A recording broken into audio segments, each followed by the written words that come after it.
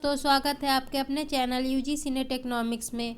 आज हम इस वीडियो में इकोनॉमिक्स के दो टर्मिनोलॉजी को पढ़ेंगे जो अक्सर एग्जाम में देखने को आपको मिले होंगे। पहला है सक्रियता दर, जिसको हम लोग इंग्लिश में कहते हैं एक्टिविटी रेट, और दूसरा है हमारा प्रतिकूल चयन, जिसको हम लोग इंग्लिश में एडवर्स सिलेक्शन बोलते हैं। आइए देखते हैं ये क्या होता है। पहला हमारा है सक्रियता दर, जिसको हम लोग एक्टिविटी रेट बोलते हैं। देश के श्रम बल को सक्रियता दर अथवा भागीदारी दर कहा जाता है। मतलब जो भी कंट्री का लेबर फोर्स होता है वो एक्टिव रूप से अपना पार्टिसिपेट करता है, तो वो हमारा क्या लेबर फोर्स कहा जाता है, और ये प्रतिशत में होता है। तथा देश की ये जो आबादी का हमेशा एक अनुपात होता है, जो देश की टोटल पॉपुलेशन उसका होता है, उसका एक ये रेशियो अनुपात में होता है। आर्थिक रूप से ये एक सक्रिय जनसंख्या है। मतलब अगर हम लोग इकोनॉमिक्स रूप से देखें, जो एक्टिव रूप से अपना पार्टिसिपेट कर रहे हैं वही हमारे लेबर फोर्स होते हैं। यह दर अलग अलग देशों में भिन्न भिन्न होती है तथा कई कारकों पर निर्भर करती है, और जो इसकी जो रेट होती है वो हर कंट्री की अपनी अपनी डिफरेंट होती है, और ये कई फैक्टर पर निर्भर करती है। जैसे कि विश्वविद्यालय छोड़ने की उम्र। मान लीजिए कोई स्टूडेंट है, वो विश्वविद्यालय छोड़कर कितने एज में वो लेबर फोर्स में पूर्ण रूप से एक्टिव रूप से अपना पार्टिसिपेट कर रहा है।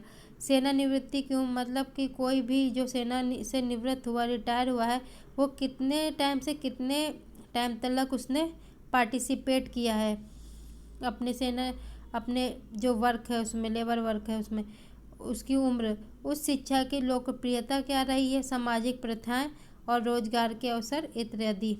आइए दूसरा देखते हैं हमारा प्रतिकूल चयन, जिसको हम लोग बोलते हैं एडवर्स सिलेक्शन। तो बीमा के व्यवसाय से जुड़ी हुई दो प्रकार की बाजार होती है। अगर हम लोग बीमा मार्केट के व्यवसाय की बात करें तो इससे जुड़ी हुई दो प्रकार की मार्केट विफलता, मतलब जो बाजार विफलता मार्केट फेल होती है, वो पहली होती है हमारी मोरल हजार्ड, जिसको हम लोग नैतिक संकट बोलते हैं, तथा दूसरी होती है प्रतिकूल चयन, जिसको हम लोग इंग्लिश में एडवर्स सिलेक्शन बोलते हैं।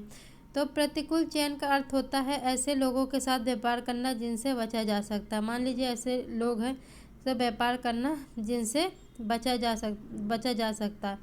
प्रतिकूल चयन की समस्या तब उत्पन्न होती है जब किसी बीमा योजना के संदर्भ में खरीदार तथा विक्रेता दोनों की जानकारी के बीच असम्मति हो। चूँकि बीमा योजना के ऐसे मामले में लाभकारी नहीं हो सकता जब खरीदार को उनके दावे से जुड़े जोखिमों के बारे में बेहतर जानकारी हो।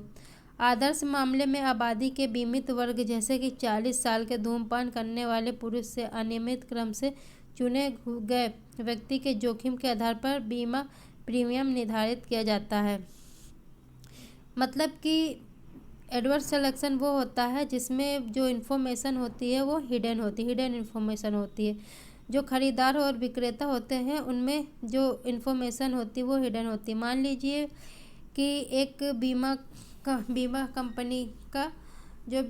कंपनी और जो बीमा कराने आया है, तो जो बीमा कर रहा है तो उसके पास जो इन्फॉर्मेशन है वो हिडन है, और जो बीमा कराने वाला व्यक्ति है तो उसके पास ही इन्फॉर्मेशन जो है वो पूर्ण है। तो बीमा कंपनी वाला जो भी बीमा करता है तो वो पूछता है उससे कि क्या आप सिगरेट पीते हैं, तो जो बीमा कराने आया है व्यक्ति वो कहता है कि नहीं, जो कि वो सिगरेट को पीता है।